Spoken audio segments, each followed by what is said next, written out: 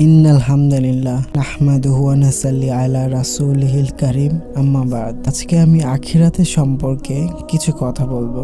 আল্লাহ ও রাসূল সাল্লাল্লাহু আলাইহি সাল্লাম এর উপর ঈমান আনার পর আমাদেরকে এক বিষয়ের প্রতি ঈমান আনতে হয়, তা হলো আখিরাত। দুনিয়ার এই জীবনই শেষ নয়। মানুষ এই দুনিয়ায় ভালো বা মন্দ কাজ করলে তার ফল দুনিয়ার মধ্যেই সীমাবদ্ধ নয়, বরং জীবনের প্রতিটি কাজের জন্য মৃত্যুর পর পরকালেও তাকে জবাবদিহি করতে হবে। তখনই তাকে চূড়ান্ত ফলাফল দেওয়া হবে। ভালো কাজের জন্য পাবে বেহেশত, আর খারাপ কাজের জন্য পাবে জাহান্নাম। এগুলোর উপর বিশ্বাস আনার অর্থ হলো আখিরাতের প্রতি ঈমান। এই ঈমানও সত্যিকার ভাবে সম্পূর্ণ হবে যখন জীবনের সবকিছুতে সব সময়ে পরকালের প্রতি ঈমানকে কাজে লাগানো হবে। আখিরাতের প্রতি ঈমান না থাকলে, আল্লাহর কাছে জবাব দেওয়ার ভয় না থাকলে, মানুষ কখনোই ভালো মানুষ হতে পারে না। যে কাজই সে করবে নিজের খেয়াল খুশি মতো করবে। খারাপ কাজ